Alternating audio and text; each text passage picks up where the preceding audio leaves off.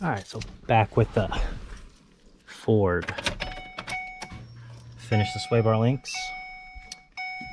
Now they said the check engine light, which I did see. Let's check that out too. So let's do that. Let's just go generic.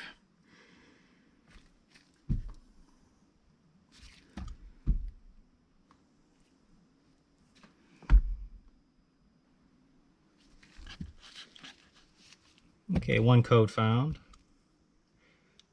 In my opinion, I think the generic code is probably better than full system scan. Just pulls up a lot of nonsense that just went evap leak.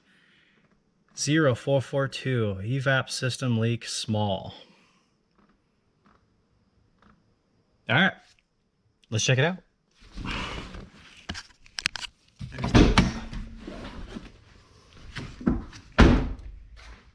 Yes, the car is crooked. It's still jacked up.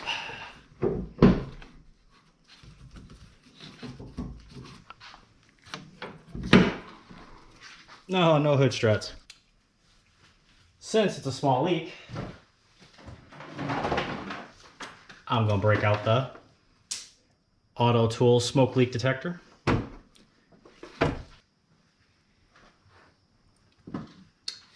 Never mind. I don't even think I have to break out the leak detector. Hold on now. Let's see what we got here. Here is a hose that is rubbing a... Oh, look at there. That hose is rubbing directly...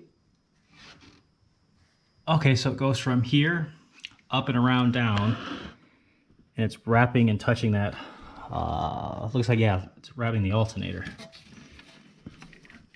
Okay, well, yeah, that's a giant hole right there. So, don't even need the leak detector. Found it. So, pull this out.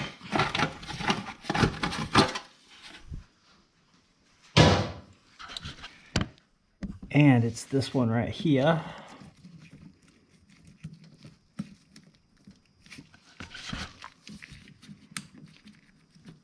Oh, that's a horrible placement of that. Let me get this.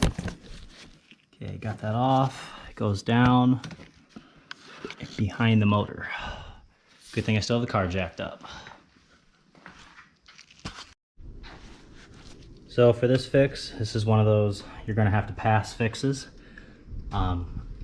So this return hose that goes from the purge valve all the way underneath the car. It's sandwiched in between the subframe and the frame of the car, and it goes all the way back. It's one piece hose. This plastic meets the metal. Metal takes it down and all the way back to the gas tank. And the problem is you gotta drop the subframe. Now, is it possible? Yes. Am I gonna do it? No. This is one of those jobs we just gotta turn down. I don't have a lift. If you had a lift, fine. Put a little jack up there, drop it. Or if I was gonna know I was gonna make a significant amount of money on this, I would definitely do it, but it's not gonna happen on this job. So I got it zip tied up and off the belt and the pulley, so it's no longer touching anything. So it's not gonna get any further damaged. But unfortunately, I can't fix it. I slapped some duct tape on it just to kind of slow it down. I know, it's not the proper way, but there's nothing I can do unless I take out the entire hose. And then, yeah, I can easily cut that, take it off, and splice together a nice solid piece of a hose. That's fine, I could do that, because they no longer sell that part. I looked it up everywhere, called up Ford. Ford's like, no, we don't make it anymore. But like I said, you gotta drop the subframe. It's sandwiched in between the two. You got to run it all the way back, so you'll have to drop the subframe, pull this down, pull it out through the back, re-splice it together, put it all back through.